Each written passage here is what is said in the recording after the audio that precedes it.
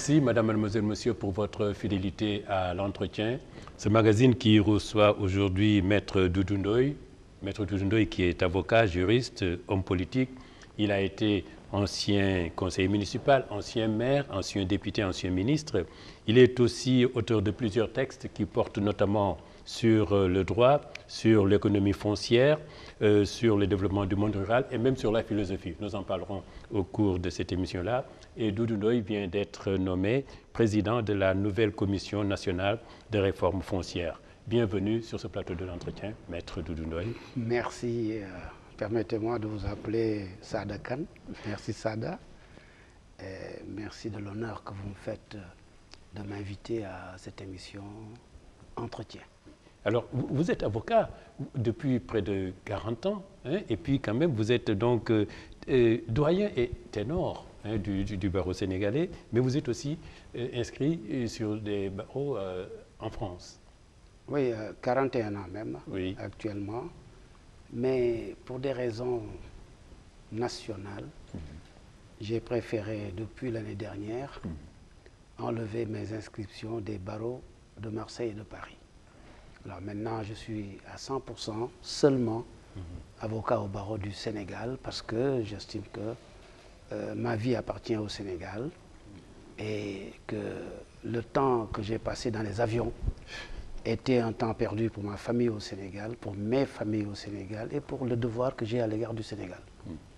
Alors, vous êtes aussi enseignant. En tout cas, vous avez donné à l'université Cheikh Anta Diop des droits sur le droit fiscal et bancaire.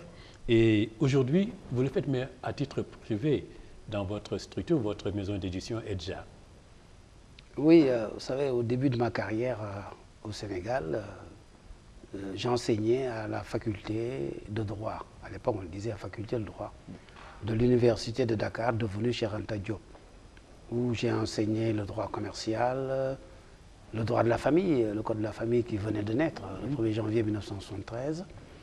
Ensuite, je me suis spécialisé pour les étudiants de 4e année qui sont devenus les plus grands magistrats et les plus grands avocats du Sénégal en droit et pratique bancaire. Par la suite, les banques africaines m'ont appelé au sein du COFEB, le Centre ouest-africain de formation bancaire qui dépend de la Banque centrale, pour enseigner aussi bien à Dakar qu'à Abidjan. Bon, maintenant, je fais à titre privé, une fois par mois, un enseignement spécial sur le droit des sociétés et la fiscalité des sociétés, un jour par mois, dans le cadre des éditions juridiques africaines. Oui, déjà.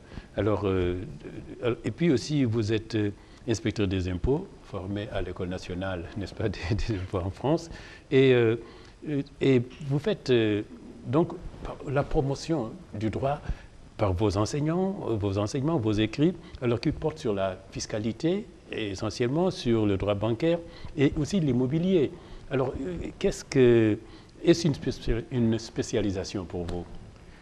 Vous savez, quand j'avais fini par être, disons, élève régulier au lycée Van Vollenhoven, parce que les gens de ma génération n'étaient pas, en tout cas pas tous, des élèves réguliers au lycée Van Vollenhoven, devenu lycée Lamine Gueye. Nous avions beaucoup d'amour à travers les sports, les bals, les élégances, la mer. On était des lycéens un petit peu bizarres. Mais quand on a commencé à être régulier, c'est-à-dire en classe de terminale, et que j'ai rencontré Madame Aventurin, professeure de philosophie, elle m'a fait comprendre et elle nous a fait comprendre. Dont le mari était professeur de mathématiques. Voilà, dont le mari Aventurin était prof de maths en terminale 1. Alors, philo 1 et nous, philo 2.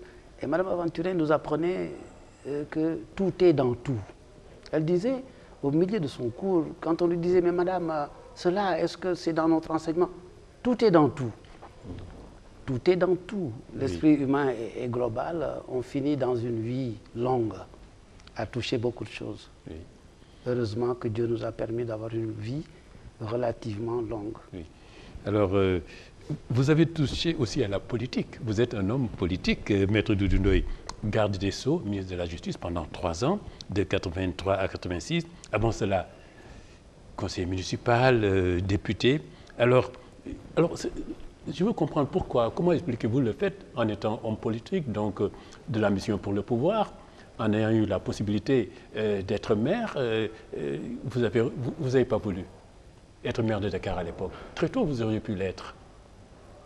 À la vérité, je me demande parfois si j'ai ou si j'ai seulement eu une ambition pour le pouvoir. Je ne le crois réellement pas. Je suis né dans un milieu où la politique vous trouve si vous ne voulez pas la trouver. Lorsque Senghor, Léopold est venu à Dakar, tenu par la main par Lamine Gueye, après la guerre de 1945, dans les années 54-55, Senghor avait choisi M. Abbas Gueye, le père d'Abdou Latif Gueye, comme colistier. Le père d'Abdou Latif Gueye, qui est l'oncle de Maître Mamadama Gueye, l'oncle Germain, est le cousin germain de mon père.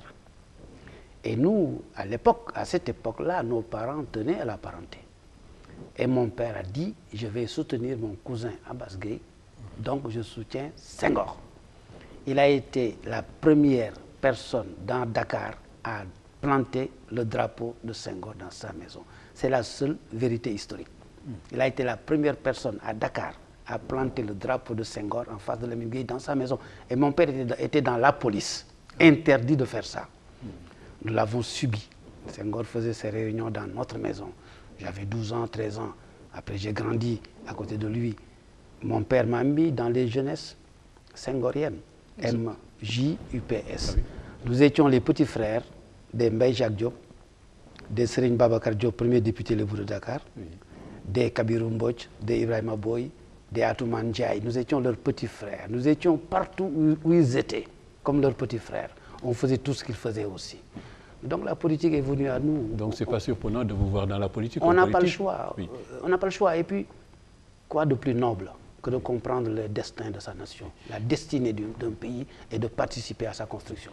Vous dites que vous n'avez jamais eu d'ambition, mais 2 fois vous avez essayé d'être président de la République quand même. C'est une ambition. Oh, vous savez, bien. C'est une conquête. Oui. Mon ambition est de laisser à mon pays le souvenir que je l'ai servi. Vous savez, beaucoup de présidents de la République ont été oubliés dans l'histoire. Beaucoup de présidents sont inconnus. Mais ceux qui ont réellement servi leur pays ne seront jamais oubliés. Mon ambition est au fond de laisser quelque chose que j'ai servi, que j'ai apporté à mon pays. Et mon ambition est que chaque Sénégalais puisse se dire qu'il est passager, qu'il doit laisser des enfants, qu'il doit laisser quelque chose à sa nation. Chaque Sénégalais, chaque Africain. Vous savez, président de la République aux États-Unis, c'est 4 ans. Oui. Ensuite, au maximum, c'est 4 autres années. Oui. Donc 8 ans de présidence des États-Unis d'Amérique, ce n'est pas beaucoup par rapport aux 40 ans de certains chefs d'État africains. Oui. Et pourtant, un président américain de 4 ans, Kennedy n'a pas fait 2 mandats. Qu'est-ce qu'il aura laissé pour les générations futures? Je pense que si l'occasion était donnée d'être président de la République, j'espère que celui qui l'est, ou celui qui le sera, ou qui l'aura été, laissera après tout cela quelque chose d'indélébile pour sa nation. C'est ça mon ambition. Peut-être laisser plus qu'un président de la République, pourquoi pas. Oui. On n'a pas besoin d'avoir été président de la République pour laisser plus. Bien sûr. Oui. Donc laisser quelque chose pour son pays. Oui.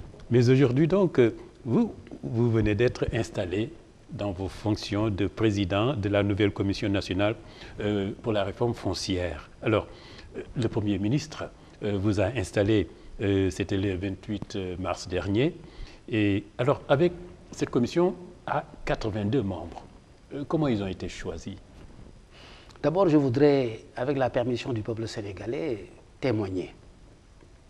C'est avec la bénédiction et la décision de Monsieur le Président de la République Macky Sall que le Premier ministre a présidé l'installation de la commission. C'est Monsieur le Président de la République lui-même qui avait voulu présider l'installation de la commission. À la suite de nos entretiens, il en a délégué le soin à son Premier ministre et lui a donné les instructions. Donc retenons que c'est sous la bienveillance, l'accompagnement, la bénédiction, les instructions et la volonté politique choisie de M. Macky Sall que nous sommes là. Et que le Premier ministre et moi, nous constituons, pour le temps où on a sa confiance, bien entendu, ces boucliers Mais sa confiance, il le donne aujourd'hui, il la retire demain, ça dépend que de lui. Mais pour le temps que nous avons sa confiance, nous estimons loyalement devoir constituer non seulement des boucliers pour sa défense, mais des producteurs de société qui nous inspirent lui-même. Et donc, nous avons, avec sa bénédiction, créé cette commission. Maintenant, comment cette commission est-elle créée? C'est Monsieur le Président de la République, après nos entretiens, parce que nous sommes des citoyens, nous sommes des gens responsables. Nous participons à la définition de la politique à laquelle nous participons. Moi, personnellement, je ne participe pas à une politique à la définition de laquelle je vais participer. C'est clair. Parce que tout simplement, je pense, je suis. Cogito ergo sum. Les autres pensent, ils sont. C'est la somme des pensées humaines qui fait l'humanité. Chaque fois qu'un être humain a cru penser seul, il a détruit l'humanité. Oui. Retournons en arrière et pensons à tous ceux qui ont pensé seuls, ce qu'ils ont fait de mal. Donc, nous avons participé avec le président de la République à la construction d'une commission. Maintenant, il nous a dit, dans son décret, il faudra qu'il y ait dans cette commission, pour chaque ministère concerné par la terre, un représentant. Pour chaque société d'État concernée par la terre, un représentant. Pour tous les conseillers ruraux du Sénégal, 3 représentants. Pour tous les maires du Sénégal, 3 représentants. Pour les notaires, un représentant. L'association des femmes, représentants. Les avocats, représentants. Les architectes, représentants. Tout le Sénégal a été énuméré, bon, sauf quelques groupes qu'on a dû oublier. Heureusement que l'homme oublie. Heureusement qu'on ne sait pas tout. On ne peut pas énumérer tout le Sénégal dans une commission. Oui. Bon, au fur et à mesure qu'on marche, on rattrape. Mais toujours est-il que, lorsque ce décret est venu à nous, il fallait bien aller chercher ces personnes-là aussi. Le président de la République a dit dans son décret un représentant du Premier ministre. Mais qui était-il à l'époque? Je me suis permis, donc, avec sa permission et sa bénédiction, d'aller demander moi-même l'audience de tous les ministres du Sénégal. Et pendant 4 mois, je sortais de mon bureau tous les jours, accompagné de 2 petits jeunes, incognito dans Dakar, et j'ai fait le tour de tous les ministères du Sénégal, de la SONES, de la SDE, de toutes les entreprises d'État, de tous les corps de métiers concernés, des conseils ruraux qui m'ont reçu, chacun pendant des heures. On a dialogué, on a discuté jusqu'à ce que chacun m'écrive directement et me donne le nom de son représentant tel que l'a voulu le président de la République. Et donc aujourd'hui, la commission est constituée de plus de 70 personnes il y a 1 mois. Nous nous sommes réunis, nous avons organisé notre travail, nous avons choisi nos méthodes de travail, nous avons mis en place nos objectifs. Et depuis lors d'ailleurs, ceux qui avaient été oubliés ont été rattrapés.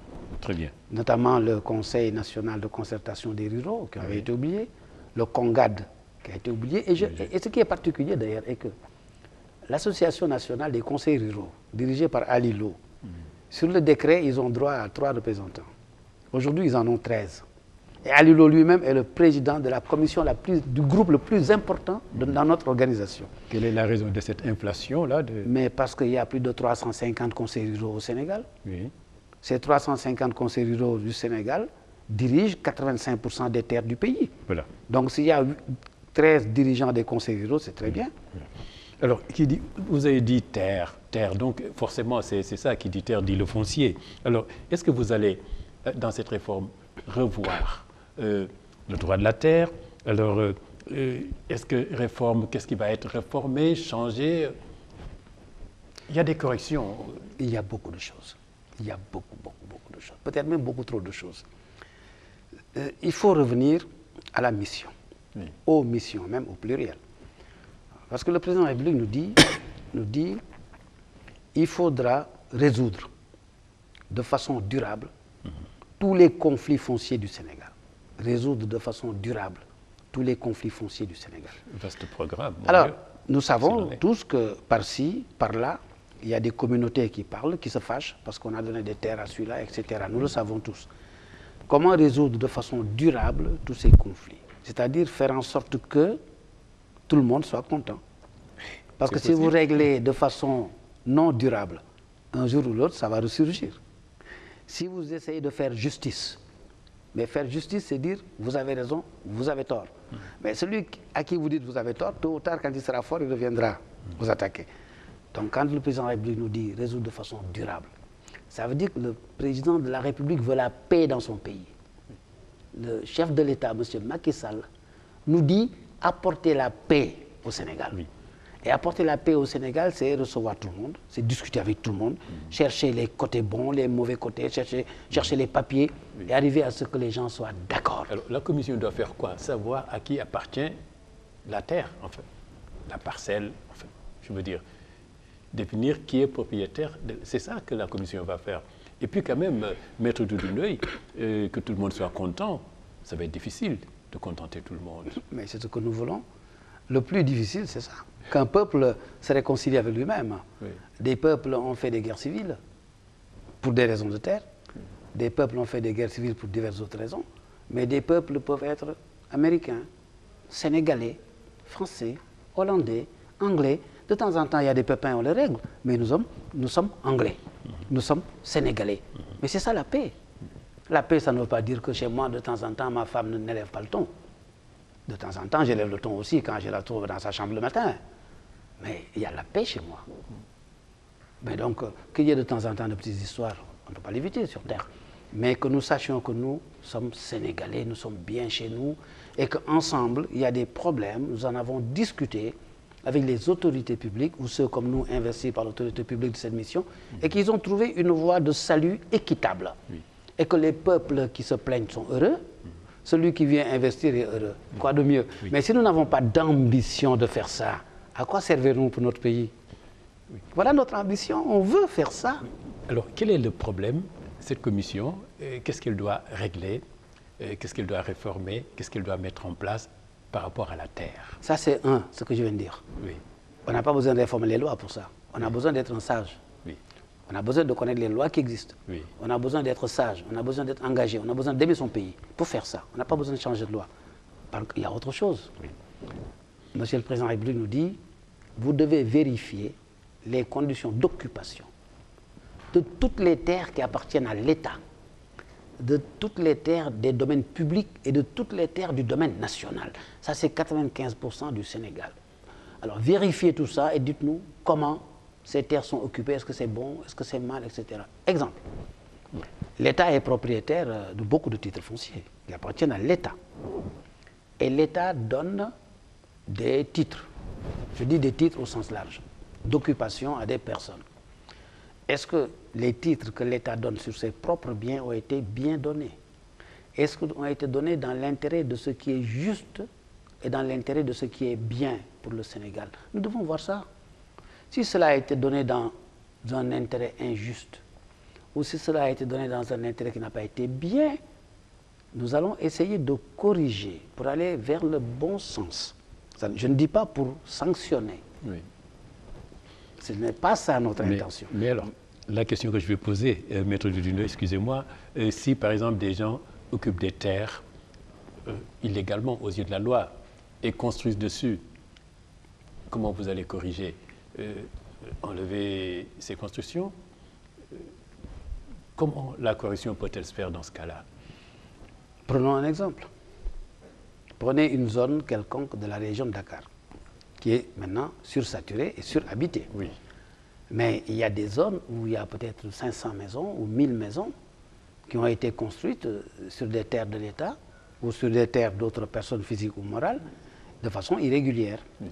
Alors, imaginez que cela s'est passé pendant 40 ans ou 50 ans, parce que ça dure depuis l'indépendance. Oui. Et tous les gouvernements du Sénégal ont laissé faire. Aujourd'hui, le président Macky Sall va venir dire « je vais casser 1000 maisons », mais il n'y en est pas question. Je peux parler à sa place pour ça. Oui. Macky Sall ne veut pas ça, il n'en sera jamais question. Que Macky Sall vienne dire « je vais casser 1000 maisons » que j'ai trouvées construites par le laxisme des gouvernements qui m'ont précédé. Maintenant, il nous charge de trouver une solution. Ah oui. Et nous allons trouver la solution. Oui. Alors, nous trouverons la solution pour que tout le monde soit en paix dans sa propre maison et que les propriétaires, même qui ont perdu leur terrain, soient heureux de trouver des gens qui leur apportent des solutions, parce qu'ils n'en ont pas eux-mêmes. Oui. Avant de continuer, je présente justement par rapport à cette question-là, vous avez sorti un livre aux éditions littéraires africaines, Notre terre et ses vérités. Hein? C'est un livre de poche, Notre terre et ses vérités. Alors, la première vérité, paradoxalement, est que presque toutes les terres sont occupées illégalement, Maître Dudundoy, et que les occupants sont devenus des hors-la-loi. Hein? C'est inquiétant, cette vérité-là. C'est la première des vérités. Il y en a d'autres. Comment cette situation a-t-elle pu advenir? Pas presque toutes les terres, mais beaucoup de terres. Il y a des situations qu'il faut séparer. Par exemple, prenons la chose la plus simple. Il y a un régime qui est simple et qui est clair et qui est facile à comprendre. Vous prenez la ville de Ziguinchor, vous prenez Kaolack, vous prenez presque toute la région de Dakar, vous prenez toutes les vieilles villes traditionnelles du Sénégal, l'administrateur français, le français colonisateur, avait dit que toutes ces villes lui appartiennent.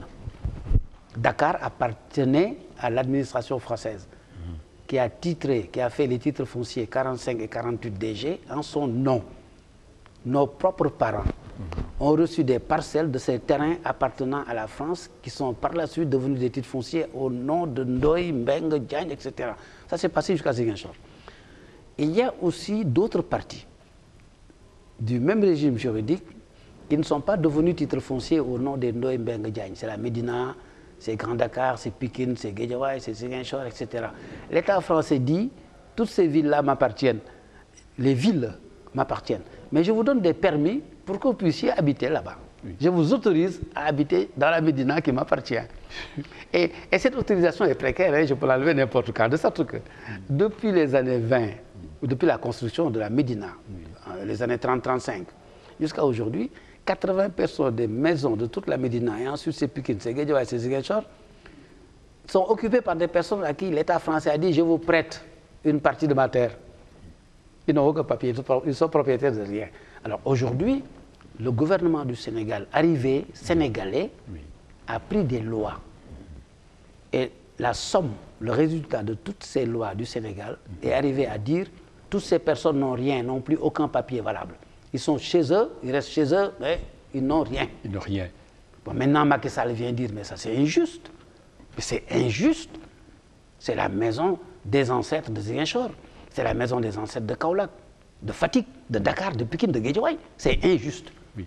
Commission, arrangez-vous pour que, avec la direction des domaines, qui participe fortement à l'opération, que vous puissiez donner à tous ces gens-là gratuitement des titres fonciers chez eux.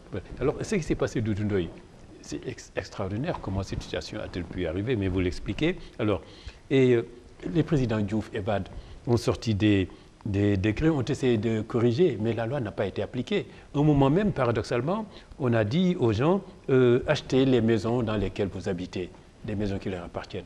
Oui. Le président Diouf avait vu la même chose. Il a vu la même chose. Mais il a dit à son administration, il faut vendre à ces personnes-là leur propre maison. Voilà les lois et les décrets du président Diouf. Il y en a qui avaient acheté? Oui, il y en a quelques-uns qui ont dû acheter. Curieux quand même. Mais très très peu. Oui. Ensuite, le président Abdoulaye Wade est venu. Oui. Il n'a pas fait comme Diouf, il n'a pas pris un décret. Il a voulu faire une loi. Oui. Et il a envoyé à l'Assemblée nationale un projet de loi pour qu'on dise il faut vendre encore. Et lorsque le président Wade a fait ça, et je dis je, que le peuple sénégalais m'excuse parce que c'est du jeu. Oui. Dans cela, c'est du jeu. Oui. J'ai pris l'initiative d'organiser une conférence de presse. J'ai soulevé, au fond, le peuple qui sait, le peuple sachant, contre ce projet de loi qui disait nous allons vendre aux gens de Ziguinchor, de Kaolack, de Médina, de Pikine leur propre maison. Et le président Wade, qui a été un sage quand même, a vu le lever de bouclier, a vu ce que nous avons fait comme bruit, comme il a fait le 23 juin dans sa fameuse constitution. Il a retiré la loi, il l'a corrigée. Et moi j'ai dit, il faut mettre gratuitement. Et le président Wade a écrit gratuitement. Il a ramené la loi qui a été votée gratuitement. Mais malheureusement et malheur pour lui, comme il l'a fait à contre-cœur, il ne l'a jamais appliqué. Ah oui. Et aujourd'hui, M. Macky Sall, qui ne le fait pas à contre-cœur, nous demande de l'appliquer. Ah oui, c'est ça. Et donc, c'est la chance de M. Macky Sall de trouver une loi que Wade a votée, contraint et forcé, qu'il n'a pas voulu appliquer par la suite à contre-cœur. Mais Macky Sall, qui est un homme qui arrive sans aucun contentieux à régler avec qui que ce soit, et surtout avec le passé, nous dit, mais nom de Dieu, réglez ce pays, donnez la chance aux Sénégalais. Donnez-leur leur maison gratuitement, leur titre foncier. Allez, Commission nationale foncière, direction des domaines, tous les sachants du Sénégal, mettez-vous ensemble et rendez votre peuple heureux. Voilà. Donc, il s'agit rendez votre peuple heureux. Rendez votre peuple tranquille. Voilà. Il s'agit légaliser, de donner des titres fonciers, de légitimer les gens sur les terrains qu'ils sur les terrains de leurs ancêtres. Oui. Alors, il y a aussi autre chose, Maître Doudou Ndoye. Moi, je voudrais avoir vos commentaires brièvement sur des faits historiques que je rappelle. Vous l'écrivez dans ce livre-là, ce que vous appelez les injustices. Par exemple, Faidherbe, 1865, décrète que les terres du Sénégal étaient 100 mètres. Vous savez, nos présidents ont été les héritiers de Faidherbe. Oui. Malheureusement, bon, souvent, il y a des jeunes qui disent il faut que nous soyons gouvernés par des gens qui n'ont aucun contentieux avec le passé. Moi, j'ai eu un contentieux avec le passé parce que je suis né dans ce passé-là. Mais ce passé ne m'a pas poursuivi, je m'en suis dégagé librement. Mais c'est l'Afrique, hein. Ce n'est pas une critique de ma part. Parce que moi, je suis un homme d'historicité. C'est-à-dire le monde est une continuité. C'est une superposition d'expériences qui s'agglutinent sur un être humain pour en faire un nombre de cultures. Sans le passé, nous n'avons pas de présent. Tout est dans la vie, tout est dans le passé, tout est dans le futur. Donc, le passé fait partie de notre vie. Et ceux qui nous ont dirigés ont trouvé une philosophie, une société, une culture, des règles de droit issues de penseurs colonisateurs, oui, qui ont été les premiers à enseigner le droit dans les écoles de droit d'Afrique, qui ont amené leur conception du droit. Et dans leur conception du droit, ils ont accompagné le gouverneur des colonies, ils ont accompagné l'armée. Et le gouverneur des colonies Faidherbe, pour nous coloniser, venant d'Europe, sur un bateau, venir en Afrique, qu'il n'a jamais connu, venir dire en Afrique, personne n'est propriétaire de rien, toutes les terres sont 100 mètres, n'importe qui peut en être propriétaire, oui, c'est la pire des hérésies qu'on peut dire dans l'histoire de l'humanité. Oui. Nous l'avons subi en 1865. Oui, alors deuxième chose, Jory Guibéry qui interdit aux autochtones de vendre leur terrain. Mais comme Faidherbe a dit que vous n'êtes rien, vous n'avez rien, oui, le successeur de Faidherbe, il dit, si vous vendez un terrain, je vous chasse de la colonie, je ne dis même pas je vous mets en prison, je vous chasse de l'Afrique. C'est pire encore. C'était comme les bagnards envoyés à l'époque de la vieille France sur les îles. Je vous chasse du Sénégal si vous vendez 1 mètre de terre. Alors que lui, Français, il est venu au Sénégal pour dire je suis le propriétaire de tout. Alors, ça c'était la pire des choses. Oui. C'est la pire des choses et nous avons continué à vivre comme ça. Voilà, c'est ça qui a fait qu'on s'est trouvé dans cette situation. On s'est trouvé dans un imbroglio de droit, non-droit, sans droit. Oui. Maintenant, il faut seulement régulariser et appartenir à l'humanité, une belle humanité ensemble. Alors, qu'est-ce qui s'est passé? Le droit coutumier et le droit moderne sont-ils incompatibles? Qu'est-ce qui s'est passé là? Vous savez, il n'y a pas d'incompatibilité entre droit coutumier et droit moderne. Le droit, c'est, disons, j'essaie une définition parce que les définitions du droit ont tellement évolué que maintenant, il n'est même plus nécessaire de dire le droit, il faut dire le système normatif. Bon, mais ça, c'est une autre catégorie de sciences juridiques. Bon, mais pour le bon peuple qui nous écoute, utilisons le mot droit. Oui. Mais aujourd'hui, on est au niveau des normes du système normatif. Mais le droit au sens coutumier et au sens large est un ensemble, c'est l'ensemble des règles qui gouvernent une société. Peut-on séparer le passé du présent dans l'ensemble des normes? Je vous donne un exemple. Dans ce tout petit livre-là, j'ai écrit que pour montrer à quel point Faidherbe n'avait pas raison, pour montrer à quel point Faidherbe a tort, il y a un autre gouverneur, Poncé de la Rivière, qui était le gouverneur de Gorée, qui a passé un contrat avec le Damel du Cayor, Amari Ngoné, oui, pour lui dire que vous, Amari Ngoné, vous vendez à la France, en fait, Dakar jusqu'à Anne. Dakar, c'est-à-dire le Cap Manuel jusqu'à Anne. Oui. Et moi, je dis que dans le droit français, le droit civil français, on ne peut pas vendre quelque chose dont on n'est pas propriétaire. Oui. Et je dis en français pur, nul ne peut céder, nul ne peut transférer plus de droits qu'il n'a. Mais cette règle du droit français ne se trouve dans aucune loi française. Vous ne trouverez dans aucune loi française l'énoncé de cette règle. Et pourquoi je dis donc c'est une règle de droit français? Parce que simplement c'est la transposition d'un principe latin. Nemo plus juré, ad alium transféré suam ipse habet. Le droit français, pour son écrasante majorité, le droit civil français, vient du droit des prêteurs romains, de Gaius, de Justinien, de Jules César. Et l'essentiel du droit français, ce qui sert de fondement au droit français, n'est écrit dans aucune loi française. C'est des coutumes et des adages du droit romain. mais que nous avons adopté dans le système français. Donc une coutume juridique fait partie du corpus civilis, du corpus juridique. Donc la coutume, nous devons en tenir compte du législateur moderne. Mais malheureusement, nous en Afrique, on a un défaut. Celui qui arrive dans un ministère, il enlève les rideaux, les moquettes, les tables, les chaises, parce qu'il pense qu'il y a des gris-gris là-dedans. Il détruit tout, il recommence à zéro.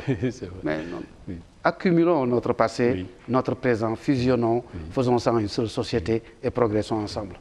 C'est pour ça d'ailleurs vous dites dans ce livre, vous écrivez, cessons de tuer la poule aux œufs d'or. Oui, c'est cela. Tout ce qu'on a, on le détruit pour recommencer à zéro. Chaque fois que quelqu'un vient, c'est le bon, l'autre n'a pas été bon. Chaque fois que quelqu'un vient, il a mis des khonyom, des gris-gris, il faut tout détruire et recommencer à zéro. Mais quand est-ce qu'on va accumuler?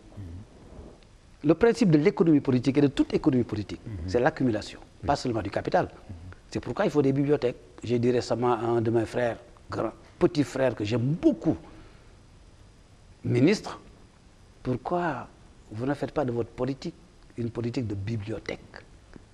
L'ordinateur, c'est très bien, mais le papier est encore mieux que l'ordinateur. Jusqu'à maintenant, je le pense. Belle remarque. Est-ce qu'il y a des bibliothèques au Sénégal? Aucune bibliothèque n'est construite au Sénégal depuis 20 ans. Aucune bibliothèque, pratiquement. On n'accumule pas le savoir, on n'accumule pas l'avoir, on n'accumule pas les bienfaits. On recommence toujours à zéro. Le développement, c'est un processus d'accumulation et de transmission. Oui. Alors, vous parlez d'économie. D'ailleurs, je disais en début d'émission que vous vous intéressez à l'économie foncière. Parce que quand on préparait cette émission-là, vous m'aviez dit que ces maisons sans valeur que les gens construisent, alors il dit, même s'ils ont besoin d'avoir un prêt à la banque, ils ne peuvent pas. C'est rien, vraiment, ils ont du vent. C'est incroyable. Allez à Londres.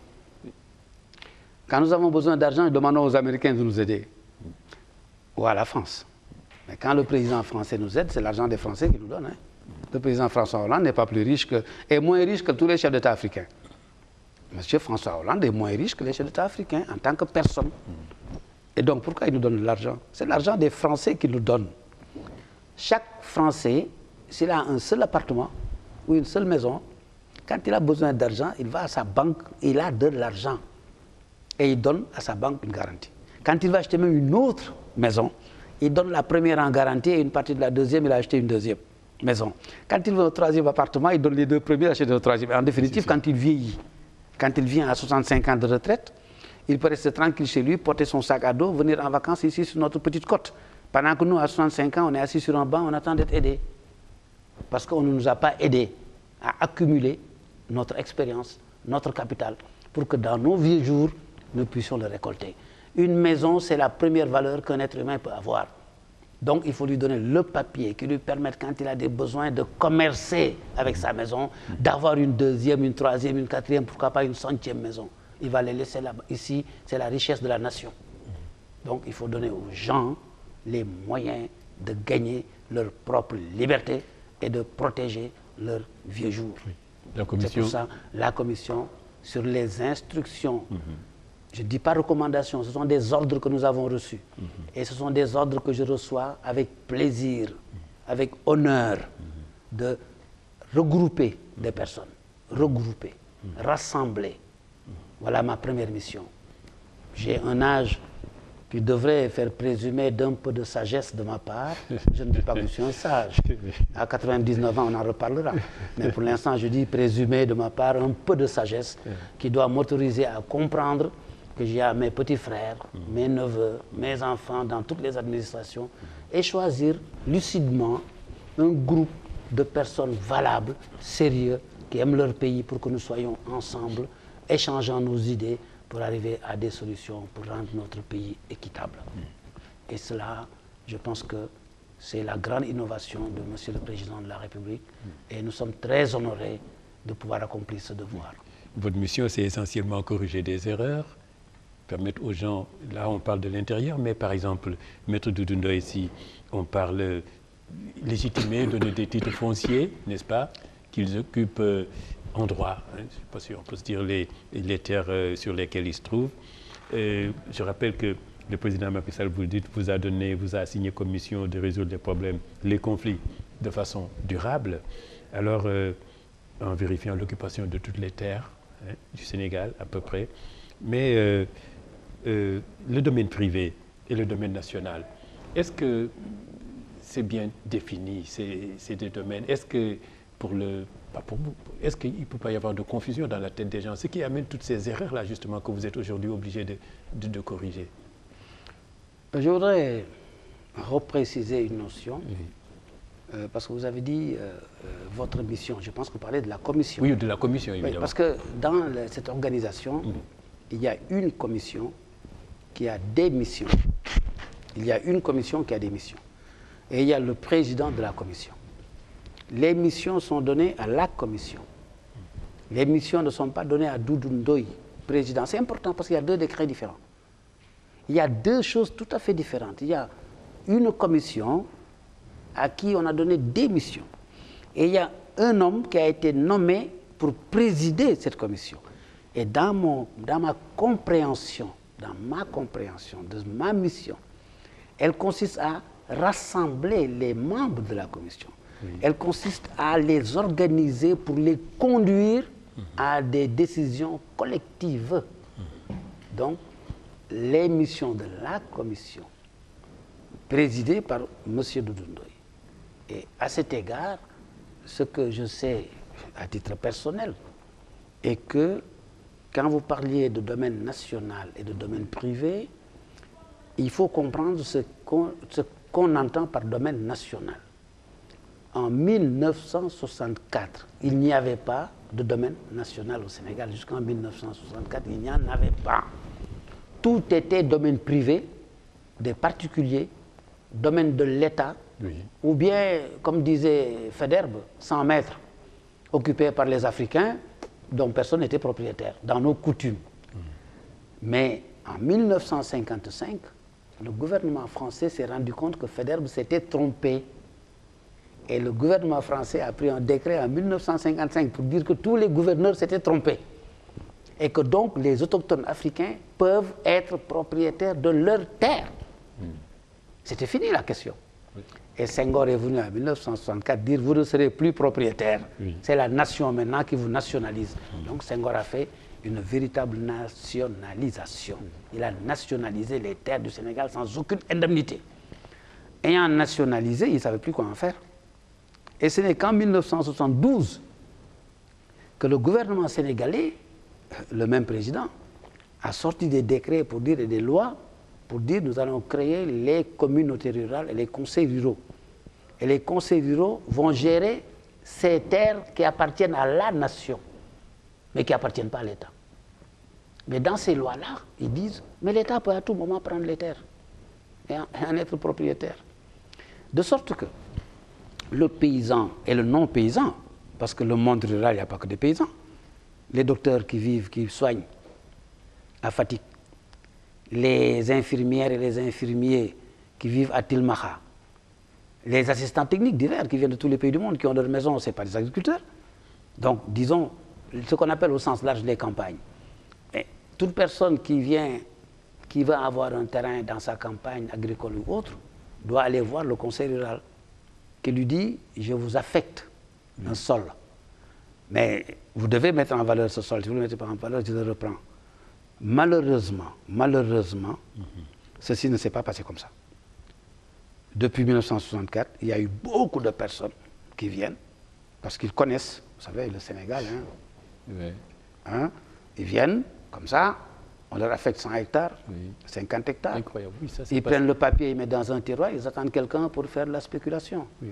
Mais pire encore, à partir du moment où on peut prendre la terre du paysan, à tout moment, pour le donner à quelqu'un, comment pouvez-vous concevoir que ce paysan plante des arbres, les arrose pendant 15 ans, pour commencer à récolter ses fruits, et se réveiller un matin, on lui dit, on a repris la terre. Mais quand vous savez que ça c'est possible, vous n'allez pas planter des arbres. Alors c'est des pratiques qui vont cesser, évidemment. Mais naturellement, ça doit cesser, ça va cesser. Ça va cesser, oui. Parce que si nos paysans ont abandonné les terres, il y a la sécheresse, c'est vrai. Il y a eu la sécheresse. Mais il y a aussi l'insécurité juridique. Parce que si vous êtes dans l'insécurité juridique d'une terre qui ne vous appartiendra jamais, qui peut vous être arrachée n'importe quand, mais vous n'allez pas y mettre vos économies. Donc vous y voyez une cause d'exode. Mais bien entendu, la stabilité d'une vie permet à cette personne de rester sur place. Si vous êtes sûr que la maison où vous habitez, vous, M. Sada Kane, peut vous être arrachée n'importe quand, est-ce que vous allez construire des étages dessus? Mais soyons raisonnables, mettons-nous à la place des autres. En tout cas, moi, je ne le ferai pas. Celui qui accepte de le faire, ben, c'est un suicidaire. Donc, il faut faire en sorte que les gens acceptent de se sacrifier, d'investir chez eux, de rester chez eux en toute sécurité. Oui. Alors, c'est pourquoi, d'ailleurs, vous proposez dans ce livre, Notre terre et ses vérités, vous proposez une valorisation des terres, hein, de l'intérieur. Hein. Là, je parle de l'intérieur. Hein. Vous proposez parce que vous pensez que c'est le meilleur moyen de fixer les gens, comme vous le dites. Mais est-ce que vous allez faire comme la commission va faire comme on fait à Dakar? Est-ce qu'on va créer des titres fonciers pour... comment vous allez le faire là? Parce que est-ce que les problèmes sont les mêmes? Je ne puis vous donner les solutions de la commission, parce que c'est la commission qui doit donner des solutions. Mais je peux vous donner des pistes de réflexion. Nous avons chacun son idée. Moi-même, j'ai mes idées. Mais mes idées sont pour le moment des pistes de réflexion. C'est l'ensemble des idées de tous les membres de la commission qui vont faire les propositions à soumettre à M. le Président de la République. Bon, maintenant, dans ces pistes de réflexion... Vous avez tellement écrit sur le foncier, vous connaissez le droit, vous connaissez le foncier, l'immobilier. Je ne veux pas avoir la prétention de décider quand même à la place de la commission. Oui. Cela est un manque de respect à l'égard de mes collègues. Je ne peux pas me permettre cela. C'est pour cela, pendant 6-7 mois, je n'ai pas dit un mot. J'ai attendu que la commission soit à même de s'exprimer, parce que nous sommes une commission. Et moi, je suis le président de la commission. Donc, présider une commission, c'est organiser cette commission pour qu'elle ait sa voix. Mais dans sa voix, j'ai la mienne à l'intérieur. Maintenant, mes pensées personnelles, je peux les exprimer. Par exemple, vous prenez ce qu'on appelle le monde rural. Je vais même plus loin, je dis le monde agricole, agriculture tout simplement. Aujourd'hui, nous savons que, pour le moment, nous n'arrivons pas à nous nourrir. Nous importons tout le riz, qu'on mange l'essentiel du riz. Et même le riz cultivé ici, on ne le mange pas, on importe tout. Bon, donc nous n'arrivons pas à nous nourrir par notre travail. Si nous arrivons à faire en sorte que le Sénégalais, qui qu'il soit, je dis, Sénégalais des villes comme Sénégalais des campagnes, parce que cette distinction-là, moi je préfère même qu'on n'y pense plus. Parce que nous sommes tous des Sénégalais de ville et de campagne, nous sommes le Sénégal de tous. Si nous arrivons en sorte que tous ceux qui sont capables de cultiver la terre ou qui veulent cultiver, et la sécurité que cette terre qu'ils vont cultiver sera leur terre, ou une terre qui leur est affectée dans la sécurité, en tout cas les systèmes juridiques seront créés, et qu'ils aient les moyens de cultiver la terre, nous allons réussir la production alimentaire. Pour nous, d'abord, on va se nourrir. Mais ensuite, on peut nourrir une partie du monde. Parce qu'aujourd'hui, nous savons tous que la population mondiale est en train de s'élever à un taux exponentiel et qu'il y aura bientôt un moment où l'agriculture mondiale ne sera pas à même de nourrir la population mondiale. Nous le savons. Les statistiques sont claires. Mais les terres européennes aussi sont saturées. Seule l'Afrique a été préservée. Peut-être même la colonisation nous est utile parce que c'est notre siècle. Je suis heureux de vous avoir suivi il y a une semaine ou deux lorsque vous avez reçu M. Abdoulaye Mbeng, un expert en stratégie qui nous disait que c'est l'époque de l'Afrique. Mais c'est vrai, c'est le temps de l'Afrique. Oui, les gens le disent. Un temps de mal aboutit à un temps de bien. Les autres ont tellement abusé du bien qu'ils ne peuvent plus progresser. Mais nous, ils nous ont gardé au statu quo, de sorte que nos terres et notre soleil, en Afrique, constituent le réservoir pour la nourriture de l'humanité. Donc faisons en sorte que nous soyons les premiers à cultiver nos terres, à nous nourrir et à nourrir l'humanité. Si les autres viennent aussi cultiver nos terres, nous devons contrôler de façon à ce que tout se passe très bien, pour qu'ils continuent aussi à participer à notre nourriture, à la nourriture du monde, qui va nous rapporter des devises pour développer nos achats et nos importations. Il y a un économiste aussi. Ça, c'est de l'économie politique. Hein. Oui, Sanomaï aussi, économiste, pense que le temps de l'Afrique est venu. Ce n'est pas du droit, c'est de l'économie. Oui. Alors, pour vous, voilà, pour vous, donc, l'exode rural a pour base la pauvreté foncière. Hein, mais, et puis, vous comptez beaucoup, vous dites l'avenir des élèves et des étudiants du Sénégal et même de toute l'Afrique dépend du développement du monde rural. On ne peut donner espoir à une jeunesse de plus en plus nombreuse et mal informée sur les cendres de la pauvreté de 80% de la population. C'est terrible. Sans eux, on ne s'en sort pas, vous dites. C'est terrible. Hein? L'insécurité urbaine, le désordre, le chômage, l'immigration sous toutes ses formes ne sont que le produit de la fuite des habitants des zones rurales vers la capitale et vers le monde occidental. C'est terrible. Ça, c'est de l'économie de développement. C'est la triste vérité. C'est malheureusement la triste vérité. Le monde rural s'est dépeuplé au profit des capitales régionales, Dakar, Thiès, Mbour, et même Saint-Louis a tout perdu. Tout le monde rural du Sénégal s'est dépeuplé au profit de Touba Mbaké, Dakar, Thiès, Mbour. Mais Dakar, Thiès, Mbour, Touba Mbaké sont tellement sursaturés aussi que de là, les gens essaient d'avoir un peu d'argent pour prendre la mer, prendre l'avion, prendre le large. Et en définitive, les forces vives de notre nation seront où? Seront là-bas. Et Abdoulaye Mbeng, vous le disiez aussi. Et vous disiez que, je ne parle même pas des forces vives physiques, mais les forces vives intellectuelles sont en train de développer les grandes entreprises européennes. Parce que les Africains sont à New York, à Londres, à Paris, dans toutes les grandes banques. Dans toutes les grandes institutions, c'est eux qui dirigent. Alors, nous perdons les plus grands cerveaux et nous perdons les forces de la jeunesse qui n'a pas été à l'école. Qu'est-ce qui va nous rester? Donc, il faut attaquer la chose à sa racine. La racine du mal, c'est ce que nous avons appelé à tort je dis, le monde rural. Ce que nous avons appelé à tort l'intérieur du pays. Quand on dit l'intérieur, où est l'extérieur? Dakar.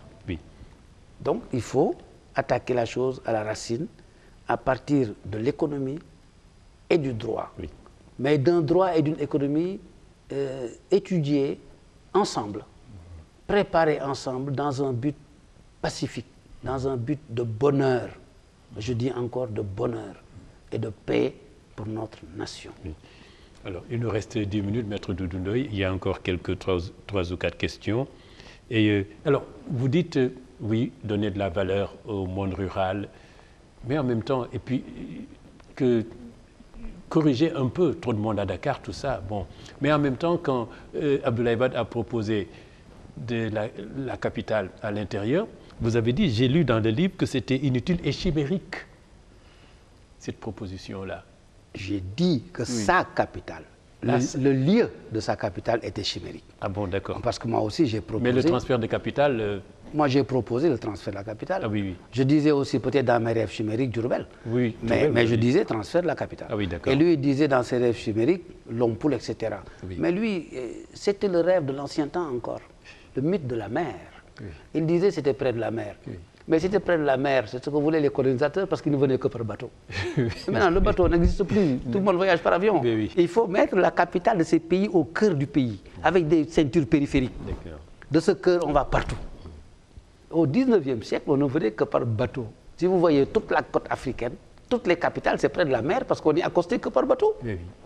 Et lui, il est resté dans ses rêves de bateau. Oui, c'est ça. Voilà. Alors, je rappelle que nous recevons à l'entretien Maître Doudou Ndoye, qui est avocat, président de la Commission nationale sur la réforme foncière. Alors, vous êtes aussi sportif, vous avez joué au football, vous n'êtes pas resté grand footballeur, vous avez déjà joué dans l'équipe du lycée Van Vaux, vous avez joué à la Jeanne d'Arc, aujourd'hui vous faites partie des dirigeants de la Jeanne d'Arc, club en 2e division, l'équipe la plus vieille du Sénégal, c'est quand même un peu paradoxal, je ne sais pas ce qui s'est passé, mais vous avez décidé de tirer cette vieille équipe vers la modernité. La modernité est votre maître mot, avec une régularisation juridique et l'économie. Alors, est-ce que vous avez les moyens, il nous reste 2 minutes, je vous rappelle, de sortir cette équipe de cette gestion informelle?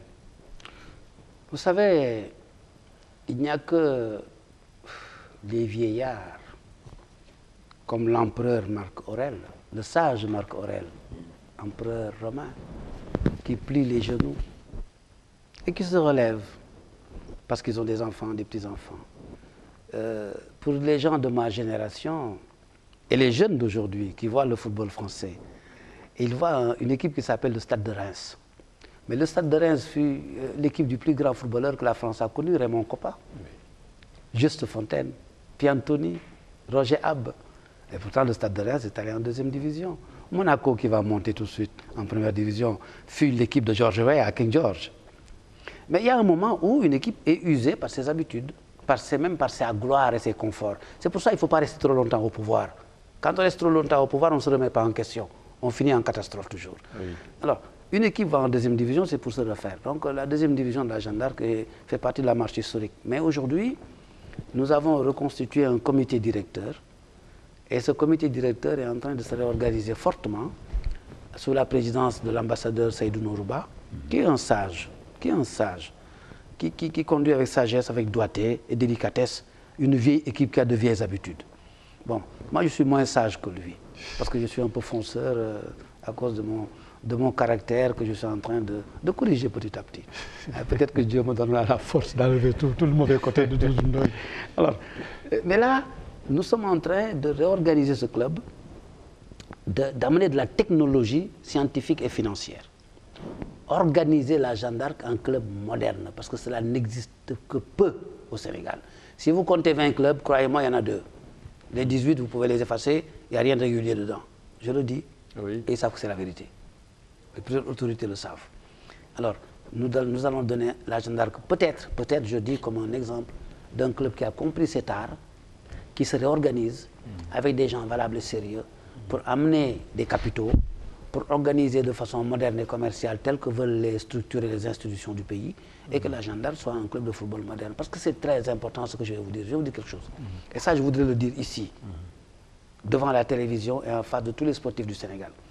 Lorsque le football professionnel a été installé au Sénégal, le gouvernement de l'époque, qui était le gouvernement de M. Abdoulaye Wade, s'était engagé à financer, à raison de 50 millions de francs par an, chaque club sportif footballistique professionnel. Chaque club qui s'engage dans le professionnel aura une subvention de 50 millions par an. Rien n'a été donné. Aujourd'hui, si vous prenez 20 clubs, ça fait 1 milliard par an. Vous faites en sorte que chaque club vende 2 joueurs seulement par an à l'étranger. Les salaires de ces joueurs à l'étranger, la moitié de tous ces salaires transférés au Sénégal fera gagner au budget du Sénégal en impôts et taxes l'équivalent de 10 à 20 milliards de francs CFA par an. Un joueur de football gagne aujourd'hui 500 millions de francs en Angleterre. Si vous en avez, par mois je dis, si vous en avez 10 Sénégalais qui jouent en Angleterre, ils ont 5 milliards de salaires par mois. S'ils ramènent la moitié, 2 milliards 500 millions, et l'investissent ici, le gouvernement du Sénégal gagnera au moins 1 milliard d'impôts par an, qui correspondra à ce milliard de subventions. Et pourtant, il ne s'agit que de 5 joueurs qui jouent en Angleterre. L'économie mondiale est une ouverture mondiale. Il faut comprendre ces données. Le Sénégal a tout intérêt à sortir pour chaque club de football rapidement ces 50 millions par an. Et nous aider à organiser ces clubs pour que l'argent rentre et qu'on ait des joueurs qui rapportent des devises et que l'État gagne des impôts et des taxes. Très bien. C'est ça le système économique mondial. D'accord. Alors, on va passer, il y a 2 ou 3 questions encore qui restent, Doudou Ndoye. Décidément, modernité, c'est votre maître mot. Ouais. Hein? D'ailleurs, vous avez écrit ce livre-là, La raison, valeur de modernité, pour l'Afrique. Alors, c'est une sorte, ma foi, d'essai philosophique sur la pensée des hommes et de l'histoire politique du Sénégal. Hein? C'est un peu ça, si vous nous résumez ça en 2 ou 3 mots. C'est bien ça. Vous y parlez de Senghor, de Lamine Gueye, tous ces hommes politiques. Vous savez, ceux qui étaient de très bons élèves au lycée Van Vollenhoven savent qu'en classe de seconde, quand on faisait la littérature française, il y avait ce qu'on appelait la querelle des modernes et des anciens. Au XVIIe siècle français, ils se croyaient modernes par rapport aux anciens. Le moderne, c'est quoi? C'est l'époque présente. L'époque présente, par rapport au temps passé, est toujours moderne. Au XVIIe siècle, ils se disaient moderne. XVIIIe siècle, moderne. XXIe siècle, moderne. XXIIe siècle, ils seront modernes, nous ne serons plus nous. Donc la modernité, c'est simplement d'épouser son temps, d'épouser les valeurs de son temps. Xam nga wolof am na wax bu garaaw bu muy wax nuroog sa jamono moo gën nuroog sa baay. Wolof koy wax. Mais c'est simplement épouser les valeurs de son temps tout en respectant vos parents. C'est ça la modernité. Les valeurs de notre temps, c'est que le football aujourd'hui rapporte des milliards à chaque joueur. Nous, croyez-moi, j'ai connu Diouk Yatma, j'ai connu El Hadji Malick Sy Souris, j'ai connu Youssou Ndiaye, j'ai connu Baye Moussa Paye, j'ai connu Petit Souris en Guinée, j'ai connu Kamara Souleymane, j'ai connu Maxime Camara. Ils ont joué au football 100 fois meilleur, 100 fois mieux, je dis, que ce que vous voyez aujourd'hui. Mais ils n'ont rien. Parce qu'à l'époque, le monde moderne n'avait pas la publicité, n'avait pas la télévision, n'avait pas les droits de télé. Mais c'est la chance de Messi d'avoir des droits de télé aujourd'hui, mais l'Afrique a connu des joueurs meilleurs que Léo Messi. Vous avez oublié Matarnian. Mais tout le monde, Matarnian, lui, Camara, si je commence à les citer, Petit Dia. Mais oui, bien sûr. Et peut-être moi aussi, comme libéraux. Aussi, pourquoi pas, comme libéraux. J'aurais été un milliardaire en footballistique à l'époque, plutôt que de courir après les pas de justice avec une robe déchirée tous les matins. Donc le temps moderne a des valeurs. Il faut épouser les valeurs du temps moderne pour en faire profiter la génération. C'est ce que le président Macky Sall est en train de faire. Moi j'ai dit il y a quelques jours que quand je dis oui, c'est un oui. Parce que j'ai la capacité de dire non, c'est mon sale caractère. Aujourd'hui, il épouse le temps moderne. Il nous apporte le temps moderne, il nous apporte les moyens du temps moderne. de grâce, arrêtons-nous un peu de faire de la politique politicienne et pensons à nos enfants. Oui. Alors justement, vous m'amenez vraiment la dernière question sur quoi conclure cet entretien de Doudou Ndoye, puisque nous sommes à la fin. Alors, vous avez une grande responsabilité quand même, mais qu'on voit qui vous enthousiasme, c'est vraiment de la bonne marche de cette commission nationale sur la réforme foncière. Alors, pour vous, je veux savoir l'enjeu, parce que quand on prépare cette émission, vous m'avez dit qu'il s'agit pour vous de réconcilier le peuple avec son histoire. Mais encore. Réconcilier le peuple sénégalais et lui faire comprendre simplement son histoire. Que l'histoire fait partie du présent. Vous savez, je suis obligé de parler d'autres pays. Jules César a conquis la Gaule, a conquis la France.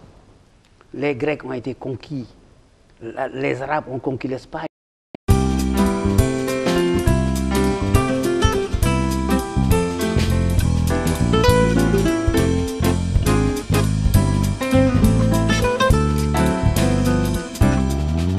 Merci, madame, mademoiselle, monsieur, pour votre fidélité à l'entretien.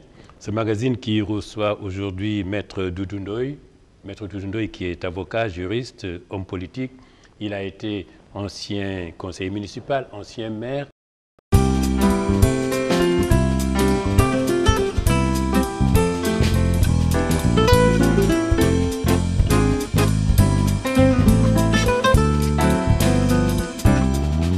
Merci, madame, mademoiselle, monsieur, pour votre fidélité à l'entretien.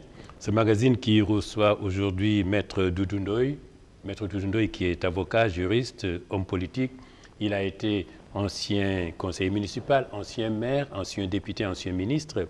Il est aussi auteur de plusieurs textes qui portent notamment sur le droit, sur l'économie foncière, sur le développement du monde rural et même sur la philosophie. Nous en parlerons au cours de cette émission-là. Et Doudou Ndoye vient d'être nommé président de la nouvelle commission nationale de réforme foncière. Bienvenue sur ce plateau de l'entretien, Maître Doudou Ndoye. Merci. Permettez-moi de vous appeler Sada Kane. Merci Sada.